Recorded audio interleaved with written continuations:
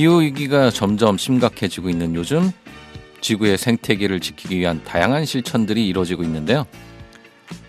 여러분들은 어떤 실천을 하고 계신가요? 우리가 할 수 있는 실천 중 하나는 바로 고쳐서 쓰기입니다. 물건을 고쳐 쓰는 것은 유한한 지구 자원을 낭비하지 않으면서도 지구를 살리는 좋은 방법 중 하나입니다. 예를 들어 스마트폰의 경우 사용 기간보다 제조와 폐기 과정에서 탄소의 배출의 70% 이상이 발생한다고 합니다. 그래서 스마트폰 사용 주기를 1년만 더 늘려도 EU 기준으로 자동차 100만 대가 배출하는 탄소를 줄일 수 있다고 합니다. 여러분 혹시 국제 수선 수리의 날에 대해 들어보셨나요? 매년 10월 셋째 주 토요일, 그러니까 올해는 10월 19일이 그날인데요. 지구를 위해 물건을 고쳐 쓰는 의미를 되새기고 함께 실천하는 날입니다. 특히 이번 주 토요일에는 1029 전국 수선의 날이라는 행사가 전국 24개 지역에서 올해 처음으로 열린다고 합니다. 전주에서도 옷 교환 행사, 수선 시연, 그리고 수선의 미학 저자와의 북토크 같은 다채로운 행사가 준비되어 있다고 하니까 한번 참여해 보시는 건 어떨까요? 작은 실천이 지구를 살리고 기후 위기를 넘어서 지속 가능한 미래로 이어질 수 있습니다. 935 라디오 전주온, 오늘도 여러분과 함께 더 나은 사회를 꿈꾸며 시작합니다. 첫 곡입니다. 볼빨간 사춘기 고쳐주세요.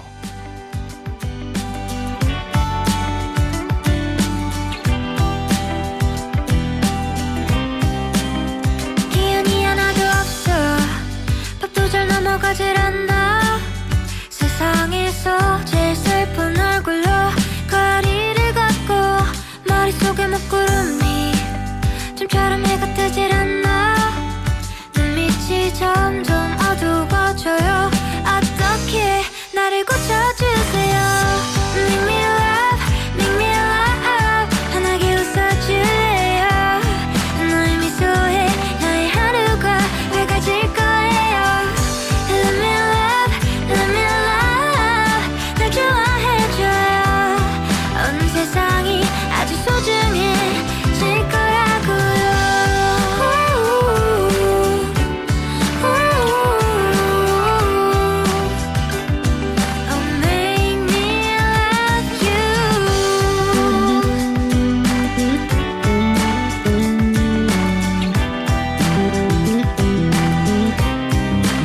시간을 잡아주고 싶어.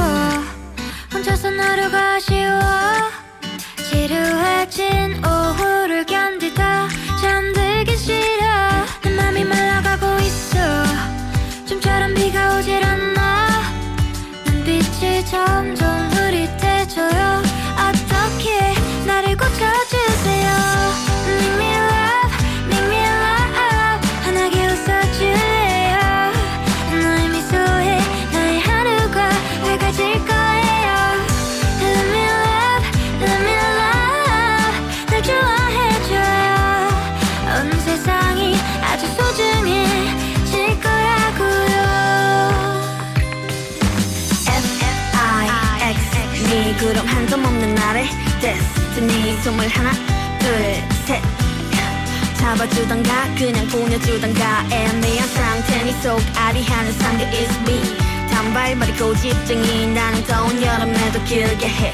한 발 좀 더 나가려 해 너의 꿈에.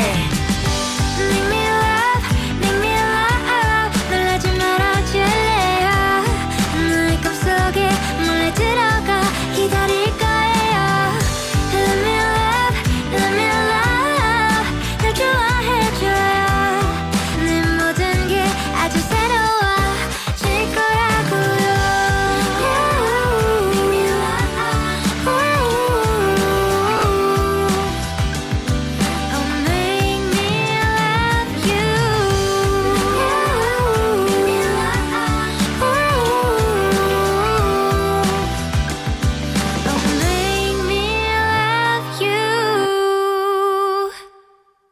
네, 볼빨간 사춘기 고쳐주세요 듣고 왔습니다. FM 93.5MHz 전주 FM 935 라디오 전주온 98번째 방송입니다. 저는 최성원입니다.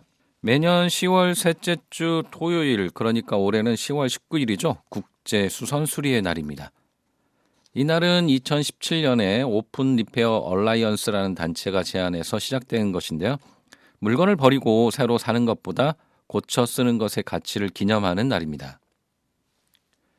이날 세계 여러 곳에서 사람들이 모여서 물건을 고치는 방법을 배우고 나누며 기업에게는 물건을 더 튼튼하고 쉽게 고칠 수 있도록 만들 것을 요구하고, 정부에는 시민들의 수리할 권리를 보장하는 법과 제도를 마련해 줄 것을 촉구합니다. 우리 사회가 쉽게 물건을 사고 쉽게 버리는 것은 지구상의 유한한 자원을 낭비하는 대표적인 문제가 되는데요. 지금처럼 양적 성장을 지속하며 더 많은 자동차, 컴퓨터, 휴대폰 등을 소비한다면 지구라는 폐쇄된 시스템은 더 이상 지속 가능하지 않을 것입니다. 새로운 제품을 만들 때마다 더 많은 에너지와 자원이 필요하게 되기 때문이죠. 고쳐 쓰기는 단순히 환경보호 차원에서만 중요한 것이 아닙니다. 고쳐 쓰는 과정에서 얻는 정서적 충족감도 큰 장점 중 하나가 되고요. 물건을 직접 고치면서 느끼는 성취감과 행복감이 수리와 수선의 과정에서 자연스럽게 찾아온다고 합니다. 또한 고쳐 쓰기는 사람들 간의 유대를 강화하고 세대 간 간격을 좁히는 데도 중요한 역할을 한다고 합니다. 물건을 고치는 과정에서 다른 사람의 경험을 통해 많은 것을 배울 수 있기 때문입니다. 리페어 컬처라는 책에서는 최근 우리 사회에서도 이 낡은 물건을 수선해 사용하거나 오래된 물건을 새로운 용도로 바꾸는 문화가 확산되고 있다고 말하고 있는데요. 저자는 다 쓴 물건들을 버리기 전에 이를 고쳤을지 아니면 벼룩시장에 내놓을지 고민하는 태도가 우리의 자원을 아끼고 더 행복한 삶으로 이어질 것이라고 결론 짓고 있습니다. 여러분도 오늘 한번 고쳐 쓰는 실천을 해보시면 어떨까요? 이번 주 토요일 우리 지역에서도 이런 1029 전국 수선의 날 행사가 열린다고 말씀드렸죠. 토요일 12시부터 5시까지 문화공간 명천재에서 볼모지장이라는 이름으로 열린다고 합니다. 불편한 모험을 통해 지속 가능한 지구를 만들어가는 장을 마련했다고 하니까 한번 참여해 보시는 것도 좋을 것 같네요. 음악 한 곡 듣고 다시 돌아오겠습니다. 태연, Fine.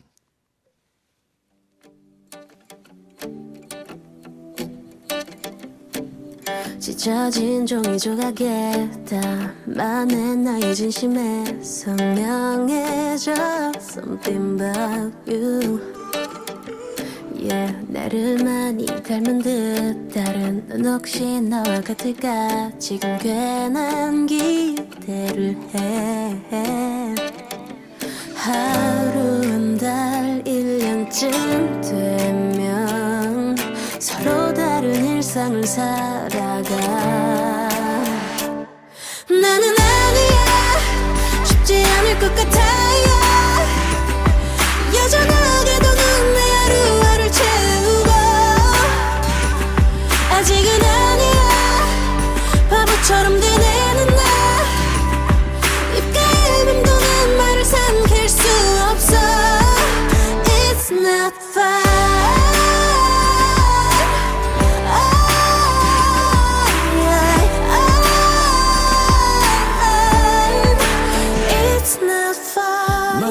지금 묶은 채 어지러운 방을 정리해 찾고 있어 Something new 가끔 이렇게 감당할 수 없는 뭐라도 해야 할 것만 같은 기분에 괜히 움직이곤 해 하루 한 달 1년 그쯤이면 웃으며 추억할 거라 했지만 나는 아니야 쉽지 않을 것 같아요 여전하게도 넌 내 하루하루를 채우고 아직은 아니야 바보처럼 되뇌는 나 입가에 맴도는 말을 삼킬 수 없어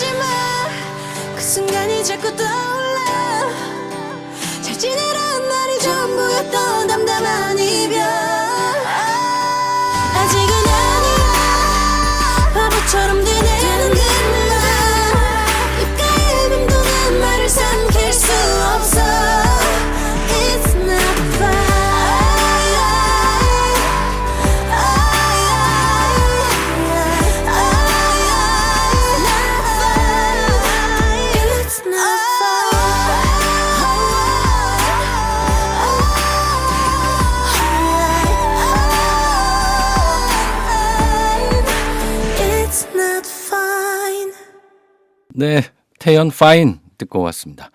지금 듣고 계신 방송은 93.5MHz 전주 공동체 라디오의 지역 소식 프로그램 935 라디오 전주온입니다. 935 라디오 전주온은 전주 지역의 행정, 문화, 동네 등 다양한 지역 소식을 전하고 전주의 다양한 인물들을 만나보는 시간입니다. 오늘 2부에서는요, 우리 삶의 동반자가 되기 위해 노력하고 계시는 라이프 파트너 이병관님 모시고 이야기 나눠보겠습니다. 채널 고정해주세요. 전주 공동체 라디오 주파수 93.5MHz고요. 매일 오전 6시부터 저녁 11시까지 방송되고 있습니다. 홈페이지 실시간 듣기 가능하고요. 또 스마트폰 어플리케이션 공동체 라디오 검색하셔서 앱 다운받으시면 실시간 듣기, 다시 듣기, 그리고 실시간 채팅 가능합니다. 유튜브로도 다시 듣기 가능하니까요. 많은 애청 부탁드리겠습니다. 전주 공동체 라디오는 열린 방송, 함께하는 방송, 시민들이 직접 제작하고 운영하는 방송입니다. 시민분들의 많은 응원과 후원 부탁드립니다. 후원회원 가입은 전주 공동체 라디오 홈페이지를 통해서 하실 수 있습니다.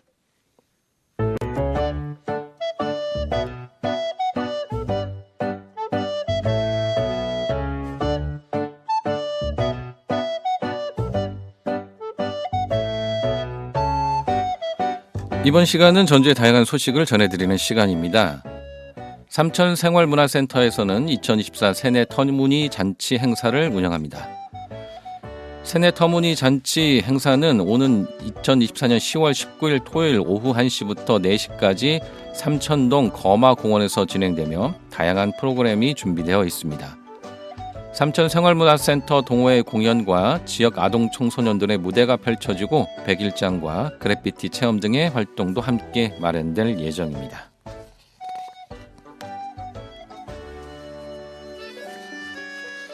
전주시 평생학습관에서 시민을 위한 인문 콘서트 시니피의 시인과 피아니스트가 만난다면 행사를 진행합니다.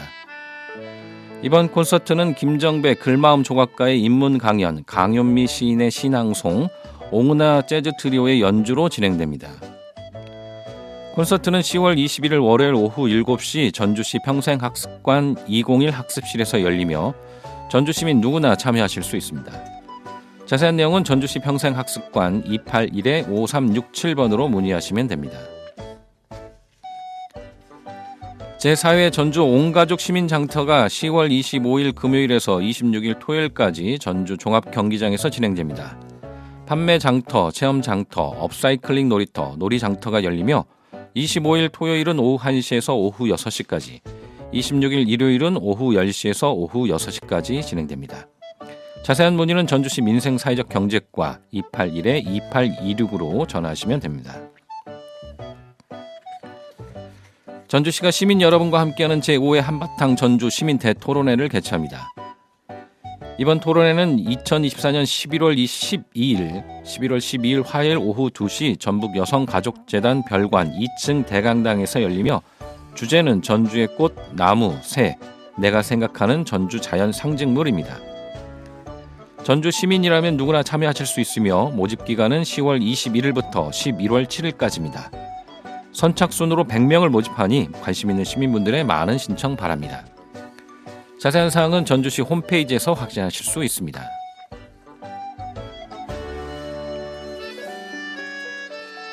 제24회 전북 독립영화제가 오는 10월 31일부터 11월 4일까지 개최됩니다. 이번 영화제는 전북 독립영화협회가 주관하며 개막식은 문화공판장 작당에서 열릴 예정입니다. 영화 상영은 3곳에서 진행되는데 1 상영관은 전주 디지털 독립영화관, 2 상영관은 CGV 전주 고사점 5관, 그리고 특별 상영관은 전북대학교 박물관입니다. 독립영화를 사랑하시는 시민분들의 많은 관심과 참여 부탁드립니다. 제4회 비정규 노동생각주간 동행이 10월 29일부터 11월 1일까지 개최됩니다. 이번 행사는 비정규 노동의 사회적 문제를 조명하고 노동자들을 응원하기 위해 다채로운 프로그램들로 준비되어 있습니다. 행사 기간 동안 시민사회단체와 함께하는 부스 행사를 시작으로 전북지역 요양보호사 노동실태 발표 및 토론회, 청소년 노동인권 보장을 위한 토론회, 2024년 전북지역 노동상담 통계 및 사례 발표회가 진행됩니다. 또한 보이는 라디오 나는 비정규직입니다와 연극 전태일 무료 공연을 통해 노동자와 도민이 함께 전북 지역의 노동 이야기를 나누는 시간이 마련됩니다. 보이는 라디오 나는 비정규직입니다는 10월 30일 수요일 오후 3시부터 5시까지 전주시 비정규직 노동자 지원센터 유튜브 채널과 전주 공동체 라디오 FM 93.5MHz를 통해 들으실 수 있습니다. 연극 전태일은 10월 30일 수요일 저녁 7시에 전북 특별자치도청사 3층 공연장에서 열립니다. 청년들의 미래 설계를 지원하기 위해 전주 미래도시 포럼 2024 청년 미래랩 1기 참가자를 모집합니다. 이번 프로그램은 취업과 스타트업 등 다양한 분야에서 청년들에게 필요한 경험을 나누고 멘토링을 제공하는 자리입니다. 모집 기간은 10월 10일부터 10월 23일 오후 6시까지고 전국 대학교 학생 및 취업준비생 중 19세에서 29세 청년 50명을 모집합니다. 접수는 전자우편을 통해 가능하며 대상자 발표는 10월 25일 금요일에 이루어질 예정입니다. 자세한 신청 자격과 제출 서류는 공고문을 참조해 주시기 바라고요. 문의는 전주시 국제협력 담당관 국제교류팀 281-8639나 8637번으로 연락하시면 됩니다. 이상 오늘의 전주 소식이었습니다. 전주 공동체 라디오에서는요, 우리 지역의 다양한 행사나 모임 활동을 홍보해드리고 있습니다. 소식을 알리고 싶거나 협찬이나 광고를 하고 싶은 분들은 전주 공동체 라디오 063-252-0935로 전화 주시거나 jcfm935@gmail.com으로 메일 주시기 바랍니다. 음악 한 곡 듣고 다시 돌아오겠습니다. 이 아이 한숨.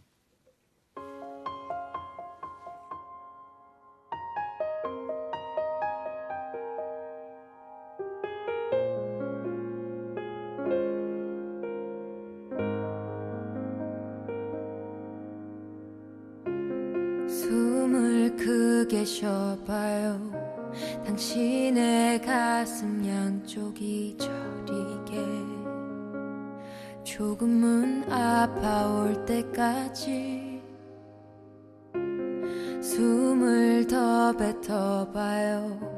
당신의 안에 남은 게 없다고 느껴질 때까지 숨이 벅차 올라도 괜찮나요? 아무도 그댈 탓하진 않아. 가끔은 실수해도 돼. 누구든 그랬으니까 괜찮다는 말뿐인 위로지만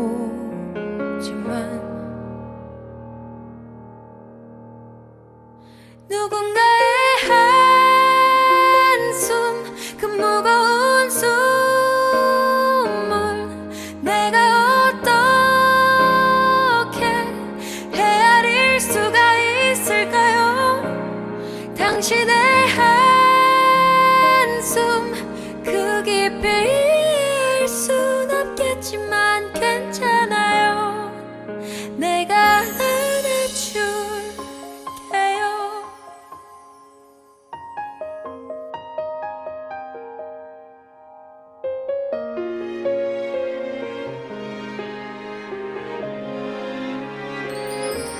숨이 벅차 올라도 괜찮나요? 아무도 그댈 탓하진 않아. 가끔은 실수해도 돼. 누구든 그랬으니까 괜찮다는 말뿐인 위로지만 누군가의 한숨 그 무거운 숨을 내가 어떻게 헤아릴 수가 있을까요? 당신의 한숨 그 깊이일 순 없겠지만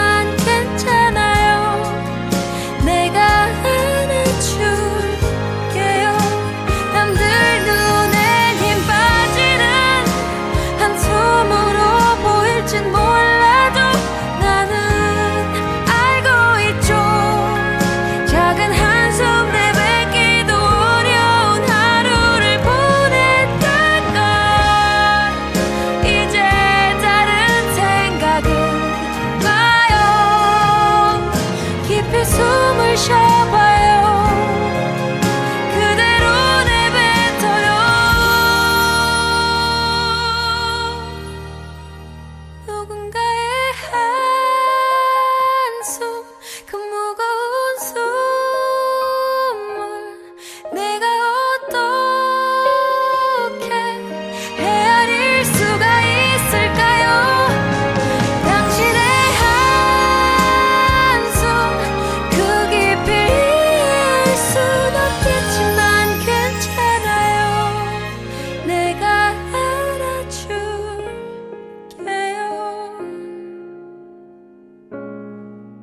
정말 수고했어요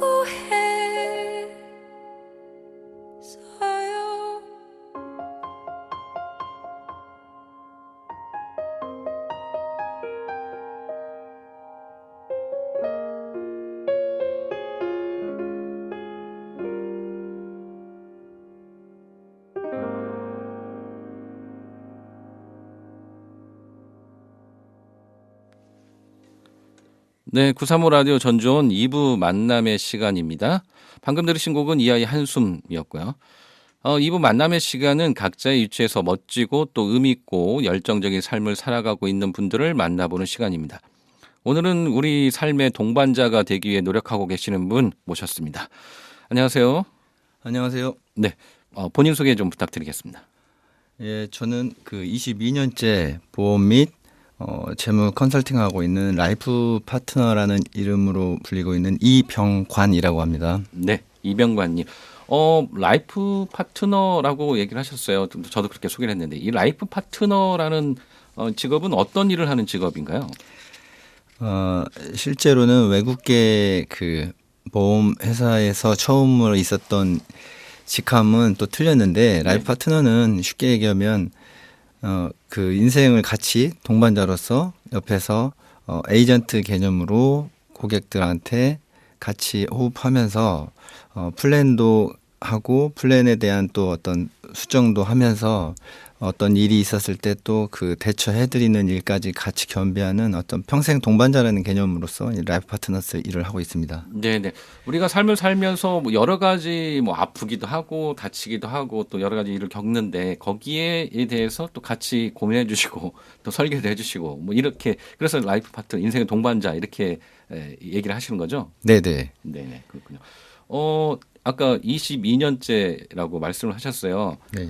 이게 뭐 처음에 시작은 라이프 파트너로 시작하지 않았었는데 어떤 이렇게 라이프 파트너를 시작하게 된 계기와 또 이렇게 오래 하시게 됐던 어떤 동기 뭐 이런 게 있으실까요?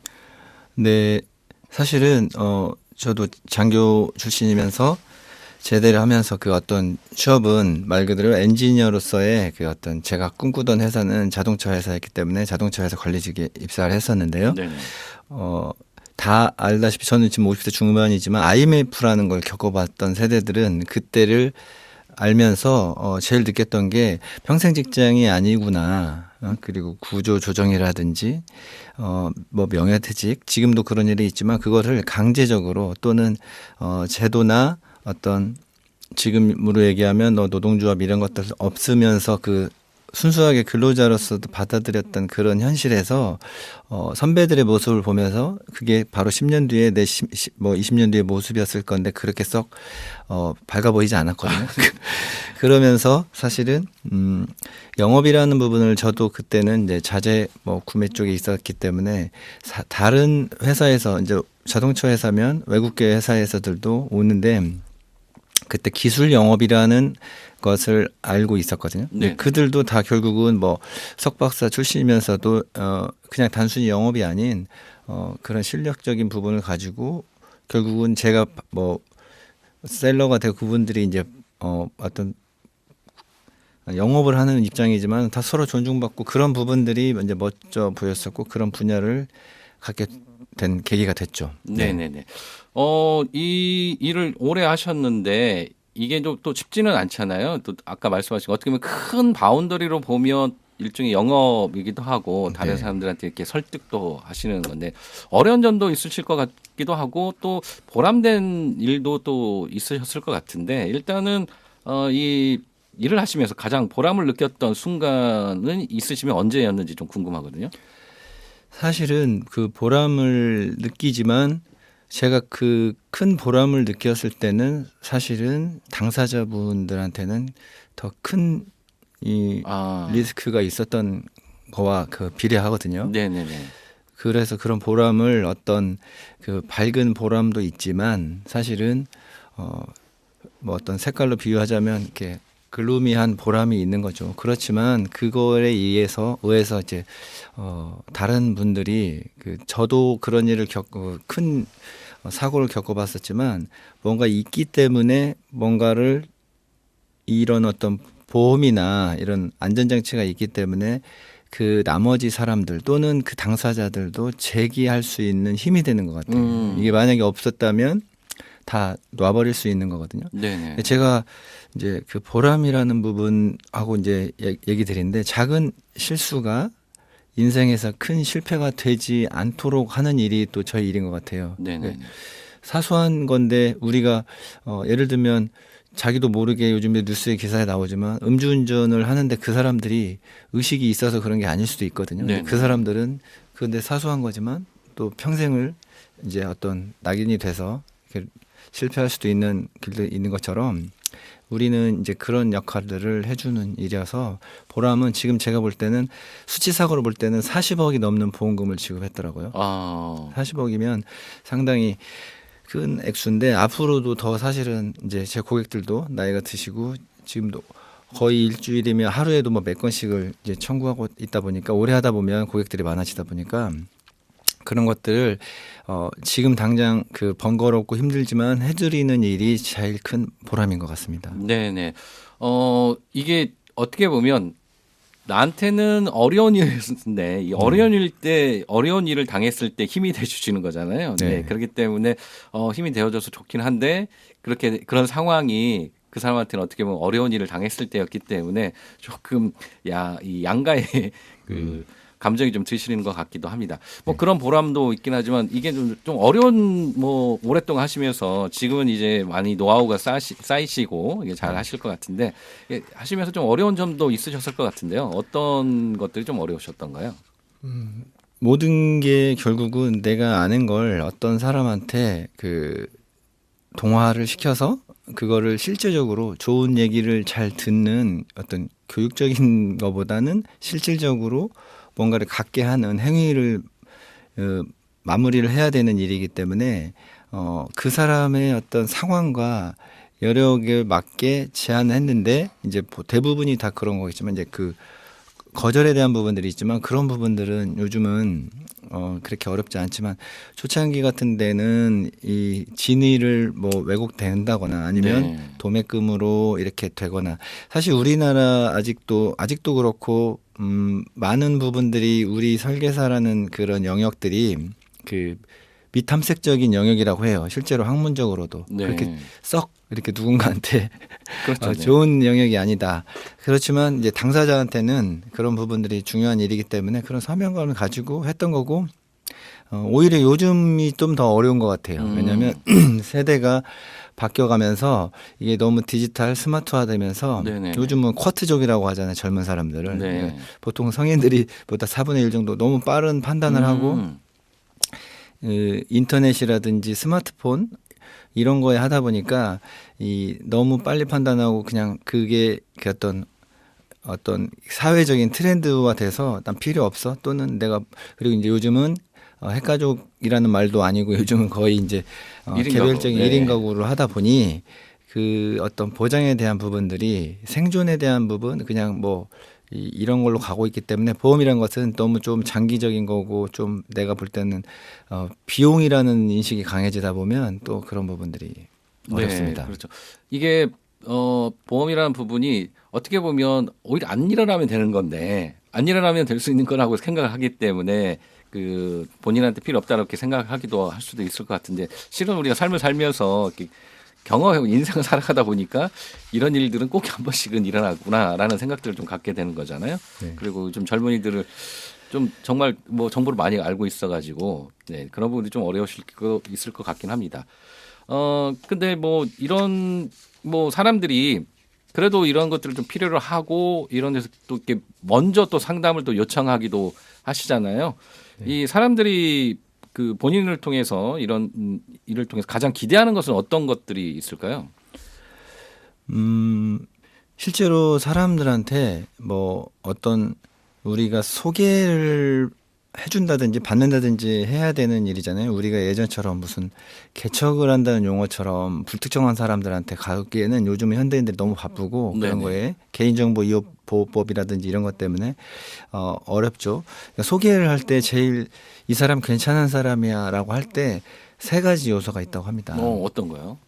첫 번째가 성실성, 두 번째가 전문성, 세 번째가 친근성이에요. 네네네. 그러니까 이 세 가지가 있어야 우리가 이 꼭 보험 영업을 아니더라도 친구든 어떤 인간관계에서 세 가지가 있으면 네네. 누군가가 전화가 오거든요. 네네. 예를 들면 전문성에서 누가 술을 잘 먹는 사람도 있으면 내가 술 먹고 싶은데 어디 가야 되고 추천을 하는 것처럼 전문성이라는 부분들은 사실은 괜찮은 사람에서 첫 번째 우리 일을 할 때는 요인이 돼야 되겠죠.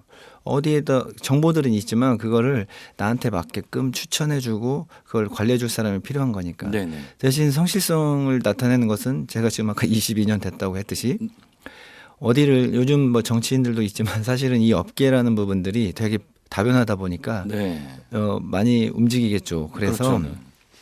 그런 부분들을 반증할 수 있는 건 사실 성실성에 제가 뭐 한 군데 오래 있고 고객들하고 계속 약속을 접하지 않는 거. 두 번째는 전문성이라는 부분들은 상당히 많은 공부도 필요합니다. 네네. 특히 예전에 공부 많이 했다가 의미가 없고 지금도 다변화되는 거에 대해서 매일 공부를 해야 돼서 거기서도 결국은 내가 누군가한테 추천해 주려면 내가 많은 양의 정보가 있어야 골라드리겠죠. 그렇죠. 그래서 요즘은 이제 채널도 이제 다변화돼 있지만 그 두 번째는 아까 그 전문성은 공부와 내 자격도 있어야 되고 꼭 그리고 보험 말고도 요즘은 은행에도 방카슈랑스가 있고 투자 상품도 팔고 여러 가지가 있듯이 금융 전반적인 부분들에 대해서 공부도 하고 자격증도 보유하는 그런 전문성이 필요하고 네네. 친근함은 마찬가지죠. 똑같은 얘기를 어떻게 하면 그분들이 알아듣기 편하게 그분의 수준에 맞춰서 마치 우리가 환자들이 뭐 대학병원에 가면 어제도 일이지만 뭔 얘기를 했는지 기억을 못 하는 거거든요. 네. 왜냐하면 서로의 차이가 있으니까. 그렇죠. 근데 어떻게 환자의 수준에서 얘기를 해주느냐 알아듣기 쉽게 이제 그런 것들이 또 친근함이 되겠죠. 그래서 이제 이런 것들을 가지고 있는 게 제일 기대하는 점인 것 같습니다. 네네. 제가 보기에는 이병관님은 세 가지를 전부 다 갖고 계시는 것 같습니다.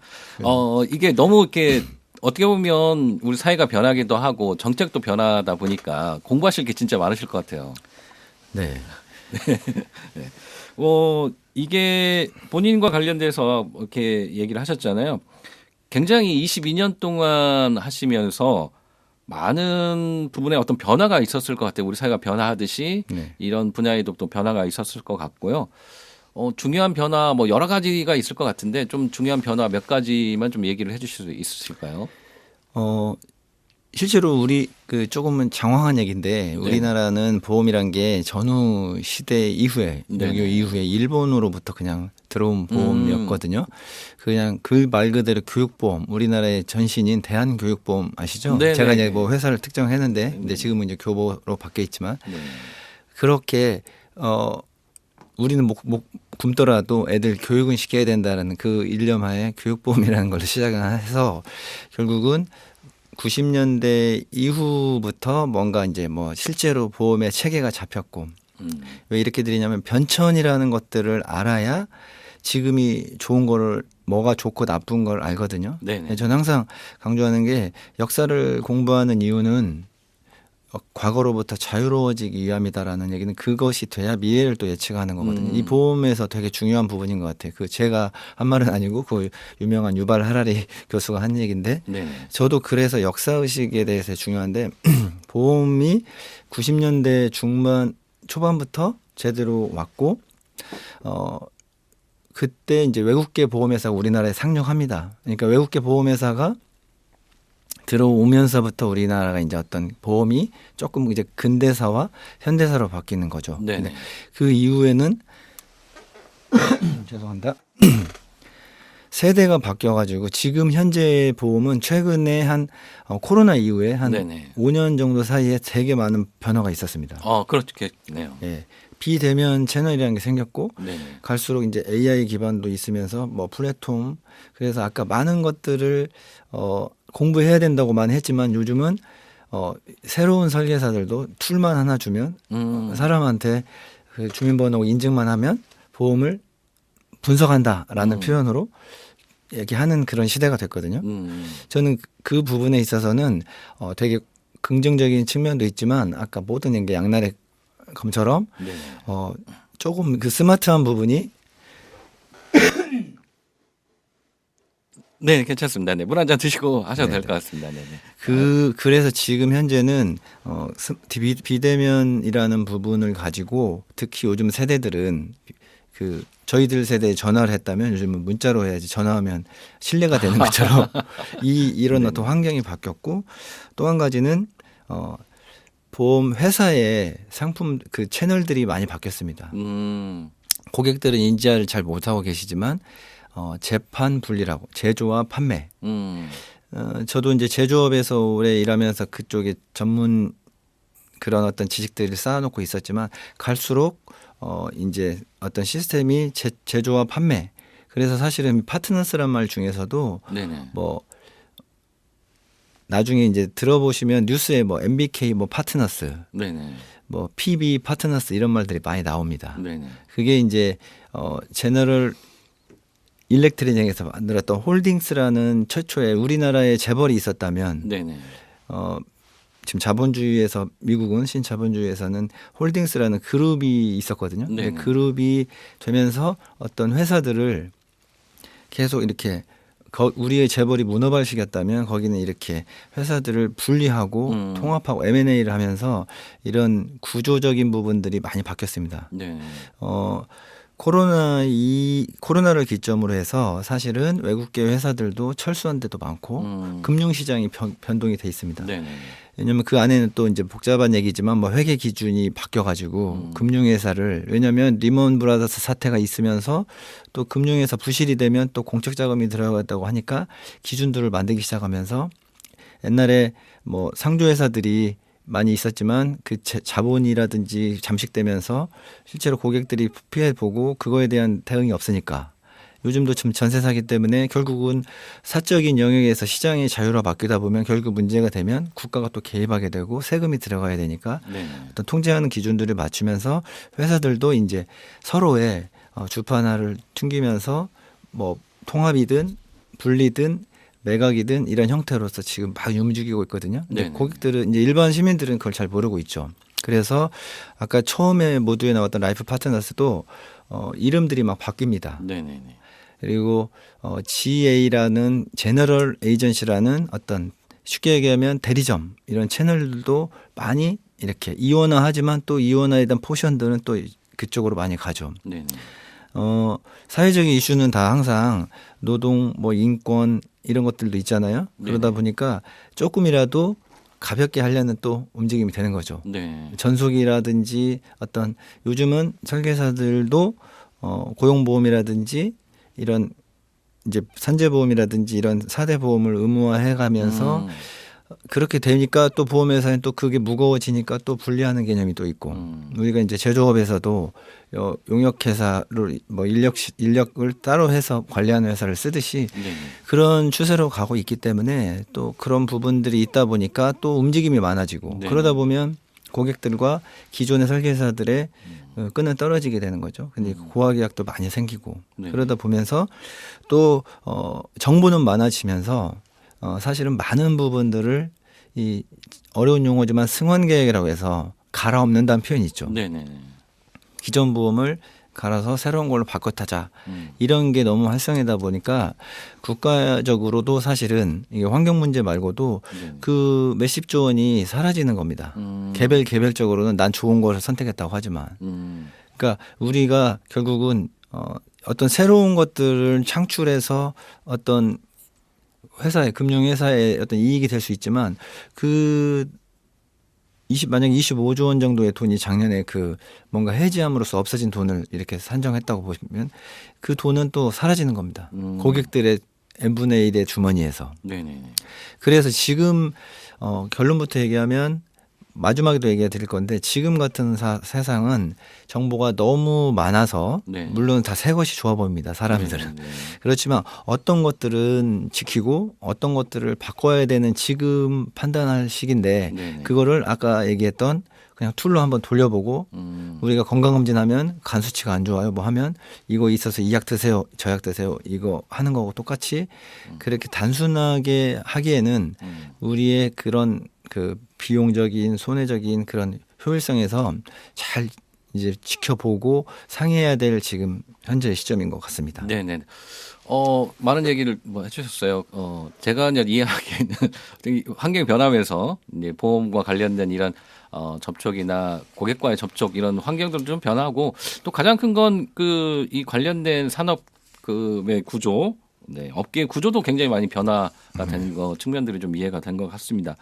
뭐 제가 아까 오늘 오프닝 때 지구를 위해서 다양하게 고쳐 쓰자 뭐 이런 얘기도 좀 했었는데 보험도 약간 그런 부분이 새롭게 갈아하게 하는 것보다는 기존의 보험들을 조금 보면서 업그레이드하는 정도 이렇게 하는 것들이 더 필요한데 요즘은 그냥 완전히 그냥 바꾸다 보니까 더 손해가 많이 생기는 것 같기도 하네요. 보험 업계에서 네네. 제일 그 많이 나오는 그 설계사들 입에서 많이 나왔던 말이 그 고객도 동의를 할 수 있는 말이 죽으면 무슨 소용이냐라는 말이라는 네네. 상투적인 말이 있거든요. 그 말엔 거의 또 동의를 하는 것 같아요. 이제 예를 들면 저는 이제 보험을 생명보험, 손해보험, 뭐 일반 보험이라고 해서 뭐 여러 재물에 대한 부분도 있지만 이쪽 이어령 비어령이거든요. 이 사람이 이렇게 얘기하면 받고. 지금 현재는 그런 것 같습니다. A라는 사람의 말도 A라는 말이 있고 B라는 사람 말도 B라는 말이 있어. 나는 C야. 그냥 난 C 들을래. 이렇게 되는 거거든요. 근데 그 안에서 옥석을 가려서 지금 제가 사실은 교육도 시키는 입장에 있지만 조선시대로 돌아간다면 그 말이 딱 중요한 말 실사구시라는 말이 있거든요. 실제로 한마디로 요즘으로 얘기하면 베리파이라는 말이 돼요. 뭐 어떤 검증하다. 네네. 그러니까 아까 뭐는 좋은데 뭐는 안 좋은 걸 어떤 것들은 지키고 어떤 것들을 갈아타야 되는지 이제 아까 뒤에도 얘기 드리려고 했지만 그런 측면에서는 요즘 같은 때는 1+1 전략을 얘기를 드리고 싶어요. 그러니까 원은 지킬 거, 다른 원은 컨버터블. 우리가 예를 들면 자동차도 어떤 예를 들면 그 약간 시골 전원 생활 하시는 분한테 제일 좋은 차는 픽업 트럭이거든요. 승용차도 되면서 짐도 잠깐 실을 수 있게. 네네. 이제 그런 것처럼 잘 준비해야 될 것들이 이제 그런 것들인 것 같습니다. 네네, 그렇군요. 22년 하셨잖아요. 22년 동안 쭉 가시면서 나름대로 그 여러 가지 이 일에 대한 뭐 전문성도 많이 갖추셨고요. 만약에 뭐 다른 분들이 요즘에는 뭐 이 다양하게 지역에 어떤 전문성을 갖고 오랫동안 하려고 하시는 분들이 많이 있으신데 이 라이프 파트너로서 일을 하려면 어떤 역량을 갖추어야 할까요? 제일 중요한 건 그 간절함도 있어야 되겠죠. 간절함. 네, 저희들끼리 하는 얘기가 있습니다. 그냥 정말 이 서비스 정신으로 네. 정말 더 상담해주고 뭐 보험금도 잘 청구해드리고 아까 에이전트라는 개념처럼 일반인들이 요즘같이 또 의료 대란에서 어떤 병원을 갈지 내가 어디가 아픈데 어떤 데를 가야 될 때가 지금 이런 법무적인 또는 뭐 이런 어떤 문제가 있을 때 어디를 가서 해결해야 될지 할 때 소개시켜줄 수 있는 그런 에이전트. 지금은 정치적으로도 뭐 브로커라는 용어가 브로커라는 용어가 우리나라에서는 되게 부정적인 용어로 이미 자리매김했지만 실제적인 얘기는 브로커라는 의미가 그렇게 되거든요. 네네. 그러니까 그런 일들을 하기 위해서는 다양함이 있어야 됩니다. 그냥 단순히 내가 어디 뭐 숫자적인 게 박다 이것만 해서 막 되는 것도 아니고 그래서 저희들은 원래 그 종합 예술인이라고도 할 수 있습니다.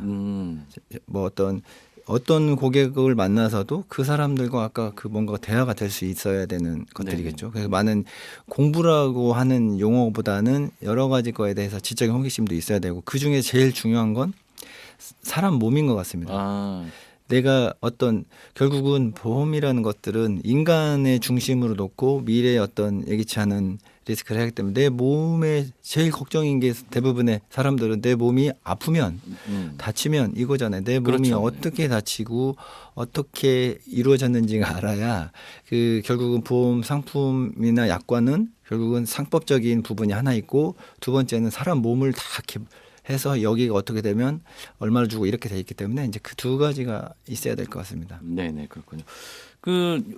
말씀하신 대로 보험 외에도 요즘에는 라이프 파트너로서 다양한 어떤 재무 설계도 이렇게 좀 같이 해주시잖아요. 네. 뭐 이런 개인 보험이나 어떤 개인의 어떤 재무 설계에도 이렇게 다양하게 시대의 변화가 있는 것 같습니다. 네. 요즘의 트렌드는 어떤 것들이 있을까요? 일단은 보험적인 부분에 있어서는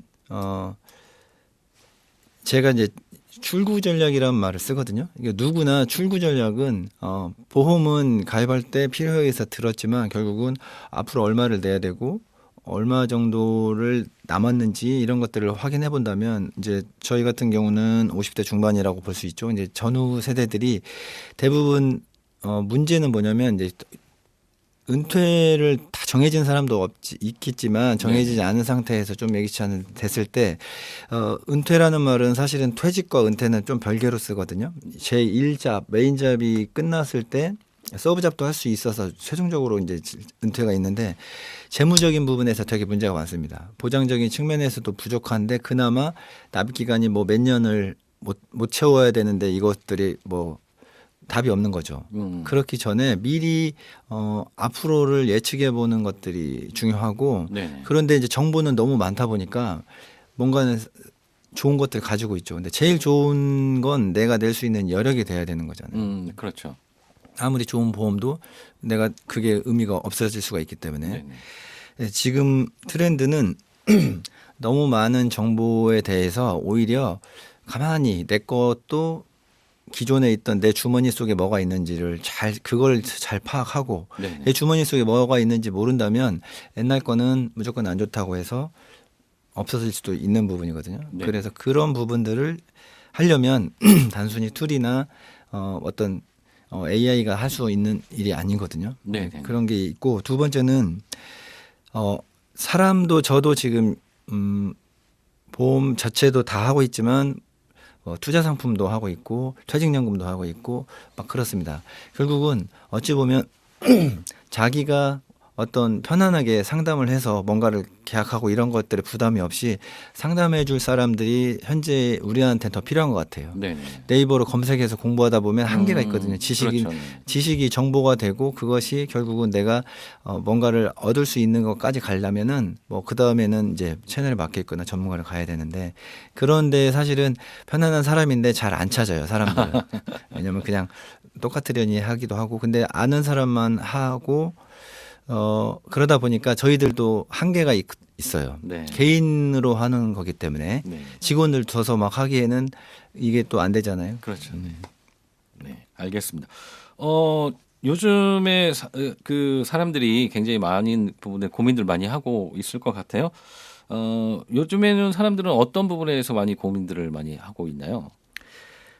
실제로 검진을 사람들이 그 보험을 찾게 되고 본인의 몸에 이상을 느끼는 건 두 가지거든요. 그냥 건강 검진을 하다가 대부분 뭐 용종이든 내시경이든 뭘 했을 때 뭐 나왔다, 혹이 나왔다. 네네. 그걸 관찰하기 위해서 뭘 떼보고 조직 검사해서 그게 악성이면 암인 거고 이렇게 되는 부분들이 있고 두 번째는 대부분 가슴이 숨이 또는 머리가 아파.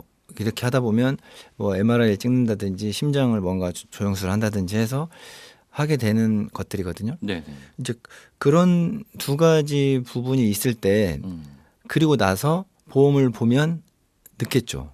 왜냐하면 이미 어떤 증세가 나왔기 때문에. 네네네.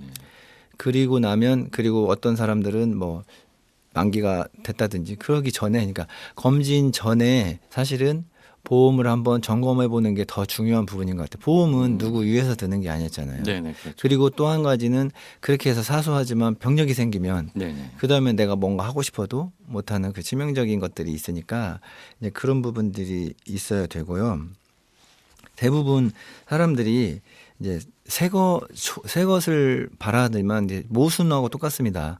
보험은 어차피 계속 진화하고 있습니다. 제가 보니까 22년 중에 최근 2년이 발전이 제일 많고 정보가 공개됐다는 얘기는 사람들이 많이 알기 때문에 보험 회사들도 매달 새로운 상품을 더 하다가 너무 이게 과열이 되면 금감원이 너네들 그만해라 하고 이렇게 딱 심판을 보면 여기는 금방 하고 다른 걸 또 꺼내 들어가지고 계속 그런 추세이기 때문에 무슨 얘기냐면 문제는 지금 최선의 선택을 해도 결국은 1년 뒤에 또 뭔가가 바뀐다. 그러니까 클래스는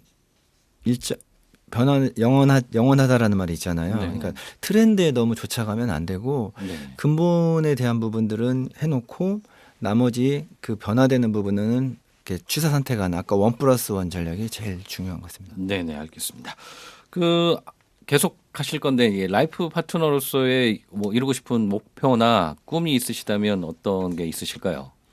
아까도 말씀 잠깐 드렸는데 이제 50세 중반이 되면 친구들이 이제 은퇴가 몇 년 남았다 뭐 그렇죠. 영유퇴직도 하고 이랬거든요. 저는 그냥 다른 게 없습니다. 막 어떤 화려한 이런 거보다 저는 그냥 B급 설계사람 용어를 제가 쓰거든요. 네.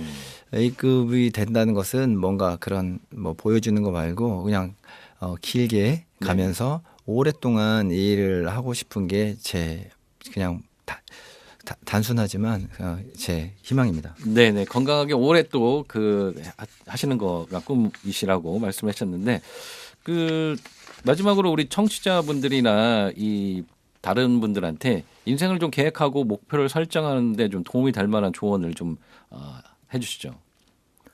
제가 뭐 조언할 수 있는 그런 뭐 위치는 아니라고 보고요. 단순히 그 세상에서 제일 어려운 게 적당이라는 말이 있습니다. 네네. 그게 외것과 지금 것 또는 뭐 우리로 얘기하면 어떤 조직에서도 새로운 젊은 사람, 나이 든 사람 또는 디지털과 아날로그 이런 것처럼 보험이든 뭐 어떤 보장성이냐 저축성이냐 뭐 어떤 연금이냐 또는 투자냐에 대한 그런 밸런싱이 제일 어려운 것 같아요. 적당히라는 부분이 네네. 이제 그런 것들은 답이 없죠. 그리고 최선을 다했어도 세상에 따라서 또 바뀝니다. 의료기술이 너무 바뀌기도 하고 금융환경도 바뀌니까 그리고 오래 살잖아요. 그래서 그런 부분들을 그 적당이란 말을 하려면 계속 사실은 주기적으로 봐주고 그걸 봐줄 수 있는 사람이 왜 그러냐면 설계했던 사람이 또 업데이트를 제일 잘 알잖아요. 네네. 새로운 사람이 와서 하면 또 그게 또 새로 또 얘기를 해야 되고 그러니까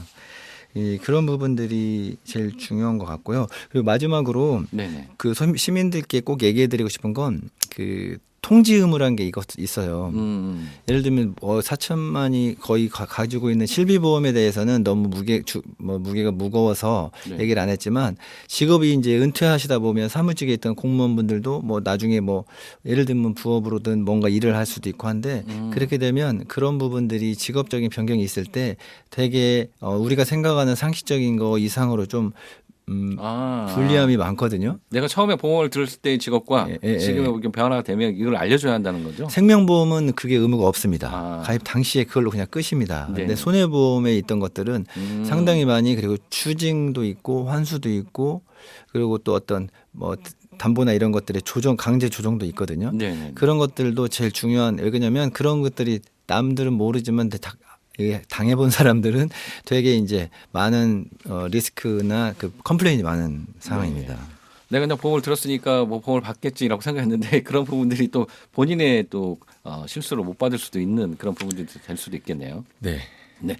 오늘 뭐 나와주셔서 감사하고 이렇게 라이프 파트너 우리 삶의 동반자로서의 앞으로 오랫동안 또 저희와 함께 또 해주셨으면 좋을 것 같습니다. 오늘 제가 추천곡 하나 이렇게 부탁을 드렸는데 어떤 음악을 추천하실지 얘기해 주시죠. 가사 내용보다 전 80년대 후반에 들었었던 I just died in your arms라고 해서 네네. 그 커팅 크루의 그 음악이 그 시원한 그 정서 때문에 그 음악을 좀 추천하고 싶습니다. 네네. 커팅 크루의 I just died in your arms. 네. 네.